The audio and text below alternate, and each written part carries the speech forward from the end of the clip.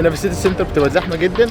احنا ورانا بيج بن، وهنا موجوده ورانا لندن اي. المكان ده يعتبر من احلى الاماكن في السيتي سنتر في لندن، انك تيجي تقف فيه تبقى شايف لندن اي وتبقى شايف بيج بن، وده نهر التيمز. الواحد كان عايز يجي في مره اللي هو ياخد مركب، طبعا ما بتاخدش مركب كلها لوحدك، انت بتاخد نفر. فالواحد عايز يجي هنا في مره ياخد مركب اللي هو ياخد جوله في نهر التيمز.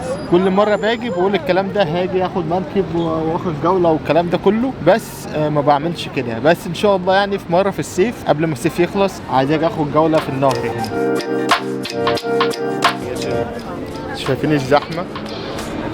الناس كلها مستنيه تعدي الاشاره، حرفيا مفيش مكان الا تمشي ما بين الناس. انا كده كده عايز اعدي الناحيه الثانيه عشان اخد صوره مع بيج بن، فكل الناس دي مستنيه الاشاره. واحنا اصلا جايين في يوم النهارده الخميس، يعني المفروض اللي هو يوم عادي الناس كلها شغاله فيه، بس برضه هتيجي هتلاقي الناس كلها موجوده بره، الناس كلها بتخرج. ولو جيت يوم سبت او حد بيبقى زحمه اكتر. فالكوبري اللي احنا عليه ده اسمه كوبري لندن، طبعا انا بقوله في كل فيديو تقريبا، بس لو مره اتفرج عليا بيعرف ان ده كوبري لندن. الواحد لما بيجي لندن بيحس اللي هو فعلا في اوروبا. لما بروح المدينه اللي انا عايش فيها بحس ان هي مدينه رايحه في 60 داهيه. بكره ساوثهامبتون واللي عملها. المكان برضو ده هناك حلو في اللي هو سكاي سكابر اللي هي الابراج الطويله، ودي اوبر تقريبا، هي دي المركب اللي انت بتاخدها تاخد جوله وترجعك تاني تقريبا. وبيج بن اهي هنا، الناس كلها واقفه بتتفرج وبتاخد صور مع لندن اي وبيج بن. وفي برضو مباني هناك شكلها حلو جميله. المشكله اللي انا ما ينفعش اطير درون في لندن خالص، ممنوع طيران الدرون في لندن. فاماكن زي كده جميله جدا انك تطير فيها الدرون، نوريكم المكان من هنا من فوق، فدي حاجه جميله جدا بس ممنوعه، ولو بوليس قفشني هتفشخ.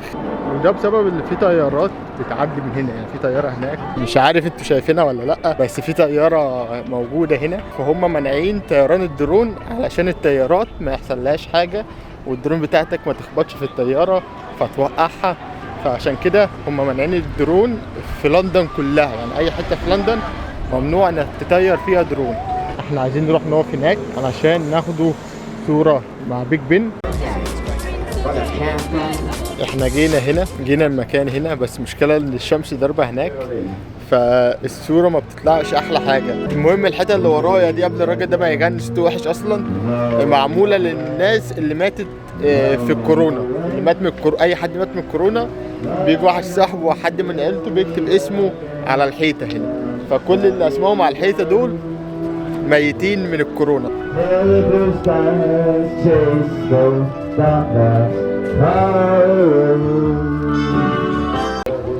وحش قوي singing. وحش قوي. صوته زفت. ما عرفناش نصور منه. وهنا في شوارع موجودة يعني جنب لندن اي، والشوارع هنا هادية جدا. انا بحب امشي في الشوارع الهادية، الشوارع الزحمة دي ما بحبهاش، بس مشكلة ان لندن كلها زحمة. هي لندن اي كبيرة بس هي مش اكبر عجلة موجودة في العالم. تقريبا دبي عاملة عجلة او عين دبي اكبر من عين لندن بكتير، فتعتبر عين لندن اصغر من عين دبي، بس عين لندن اقدم، فعين لندن هي اللي تكسب.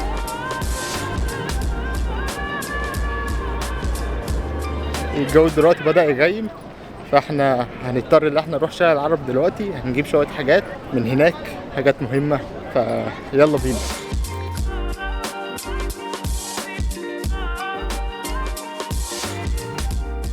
هو حتى المترو زحمة، والمشكلة اللي الجو حر، وجوه المترو الجو حر أكتر. زحمة زحمة زحمة.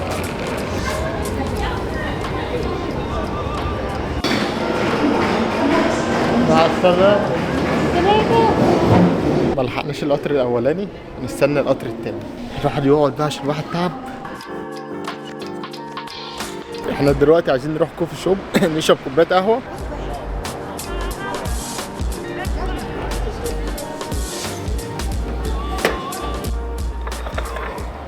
جبنا قهوة وجبنا كوكي. الحاجات دي هنا بتبقى غالية شوية. لقيت جامع موجود، هو جامع صغير اعتبر هو اوضه ممكن تنزل تصلي فيه، فدي احلى حاجه. ممكن تلاقي جوامع كتير هنا في لندن، لو انت عايز تصلي وفايتك صلاه ممكن تصليها، عشان انا مش هجمع الصلاه كلها مع بعض وراح اصليها في البيت، هاخد وقت كتير. اخيرا وصلنا شارع العرب، فدلوقتي في سوبر ماركت انا لازم اروحه عشان شاري شويه حاجات وسايبها هناك، فهروح اخدها. تشكيل الزيتون ملهاش حل.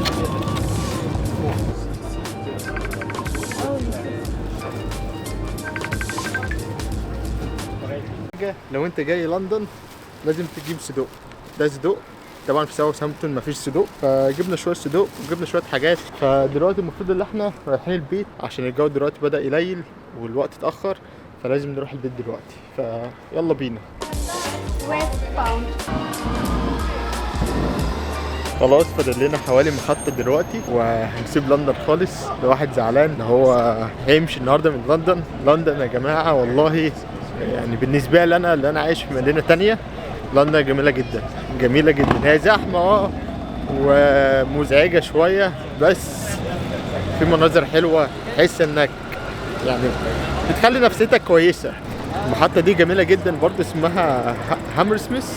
عندهم اسماء غريبة برضه في كل المحطات، في اسماء كده غريبة. فالمحطة دي اسمها هامرس، دي أول محطة أنا بنزلها، شكلها حلو. طبعا في أوسترلي اللي أنا المحطة اللي بركن فيها، وباجي على المحطة دي أول حاجة. فاحنا رايحين محطة تانية علشان تاخدنا على الكاربر. الناس كلها بتبص عليا وأنا بصور. أنا بصور يا جدعان، ما بعملش حاجة حرام يعني. انا باجي اركن هنا علشان هي رخيصه، وطبعا معيش اللي انا اركن في لندن ذات نفسها في وسط البلد، فباجي اركن هنا. نحط بقى الصدوق ونحط الحاجه اللي احنا جايبينها. انا رحت الراجل بتاع السوبر ماركت الصبح اول ما جيت هنا، رحت له قلت له انا عايز صدوق بس عايزك تحطه لي في الفريزر علشان انا مسافر مدينه تانية. فطبعا هو قال لي تمام ماشي عادي. قلت له عايز قد كده، حطهم لي في الفريزر. ورحت بعديها وجيت في اخر اليوم رحت جاي رايح له وجبت منه الحاجه ومروح. انا المسافه من هنا حوالي ساعه ونص بالعربيه، فمش وقت طويل. هم متلجين شويه فيقدروا يستحملوا معايا الطريق لغايه ما اوصل، ولما اوصل هناك هجاي حاططهم في الفريزر تاني فما تبوظش اللحمه. فاحنا مروحين وخلاص. لندن كده يومنا انتهى في لندن. فالمهم اشترك في القناه واعمل لايك، اهم حاجه اللايك يا جماعه والاشتراك بتاع القناه، والنبي اشترك، مفيش حد عايز يشترك ليه. وادخلوا برده كده تابعونا على الانستجرام، وان شاء الله اشوفكم في الفيديو الجاي، والسلام عليكم.